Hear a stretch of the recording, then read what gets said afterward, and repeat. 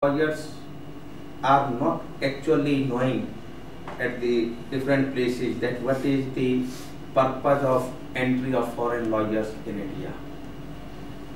And that is the reason we came here to assess that what actually you want to do. Because not in normal course, we were thinking that everywhere, in every city, the foreign lawyers will come, sit in the court, practice there, and our clients, even local clients, will be engaging the foreign lawyers. That was the basic fear in the minds of 10 lakh lawyers in 17 the lakhs. country. 17 lakhs. Total numbers are 17 lakhs. So It's a small amount compared to we had rallies in year 2000 in Delhi. Throughout India there were rallies against this proposal of entry of foreign lawyers, and in New Delhi, Parliament Street, or near the Parliament House, there were lathi charge of the lawyers. There was so much fighting between police and lawyers on this issue. Many lawyers were arrested also and injured. Total courts were closed throughout India. So, on 8th December, the delegation of Law Society visited India. We had meeting. That time also it came up, this issue. But as we are the representatives of we are elected representatives of the lawyers, and when such atmosphere was there, my chairman that time tried to tell the delegation that we are doing, but I specially told as the Vice Chairman of Bar Council of India in that meeting that at this moment we are totally opposed to the entry of foreign lawyers.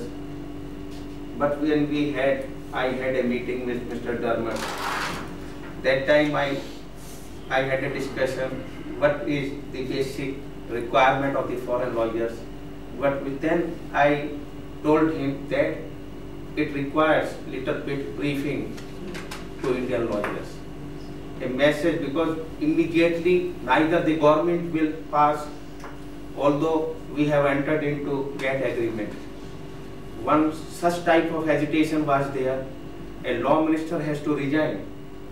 Mr. Ram Jethmalani ultimately resigned on that very issue when so many lawyers were lathi charged. So Prime Minister asked him to resign.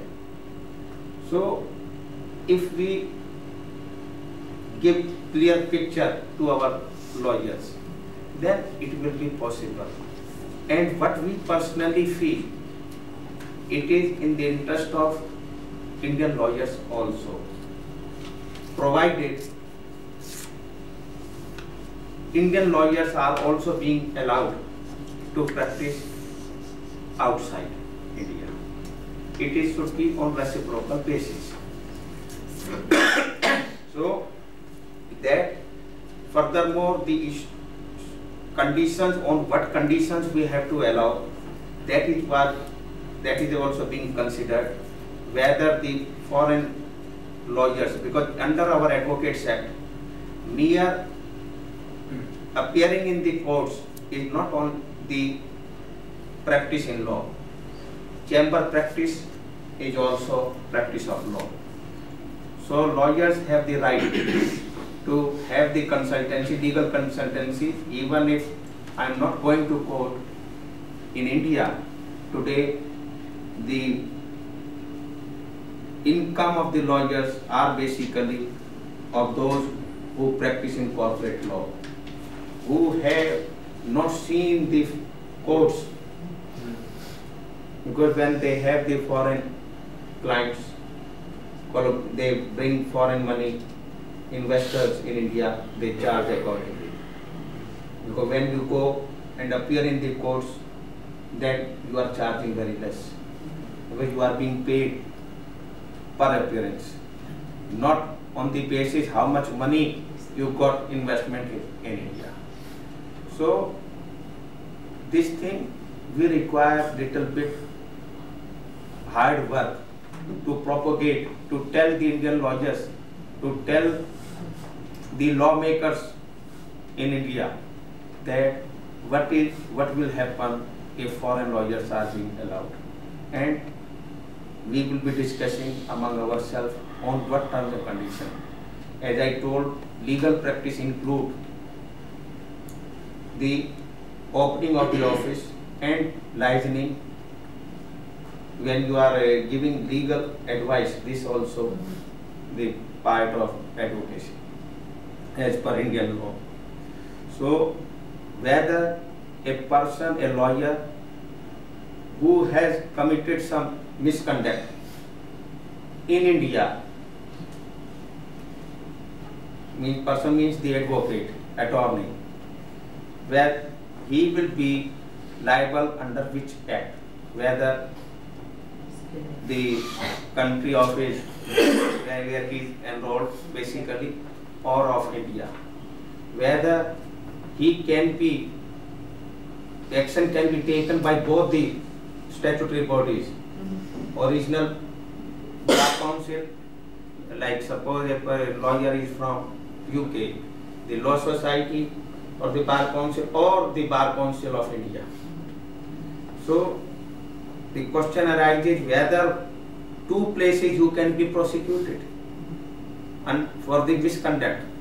Criminal is different, criminal action, but for the misconduct, under professional misconduct, whether you can be penalized again in the by the two authorities. That because earlier, as I told, we were totally opposed. Government of India wanted a discussion with us. When the Commerce Secretary has written a letter to us, I flatly written a letter in reply to this that we can't give any suggestion on which terms and conditions we can allow, because when we are totally opposed to the entry itself. So now when we feel yes,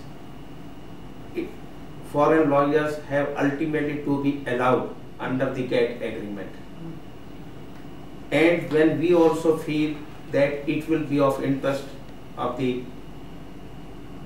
Indians at large and the lawyers especially, then we are thinking and we will be framing some guidelines on which line, on which conditions we have to, the Indian government has to allow.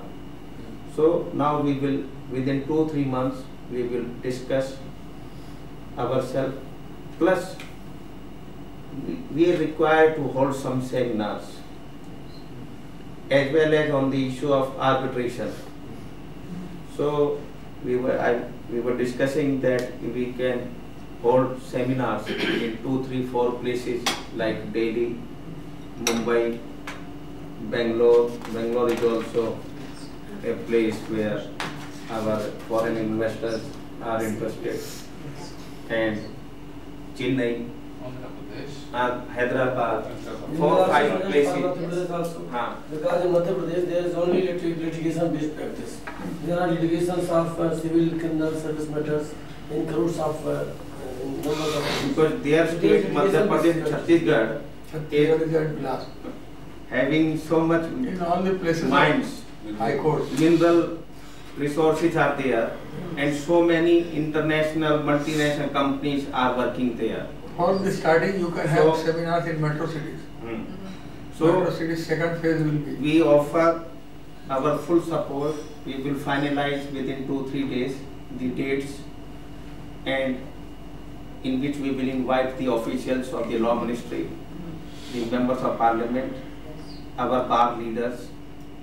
That will be done before our final this conclusion of our talks on 16th. We will finalize. We will give this specific dates, disclose this in our press conference.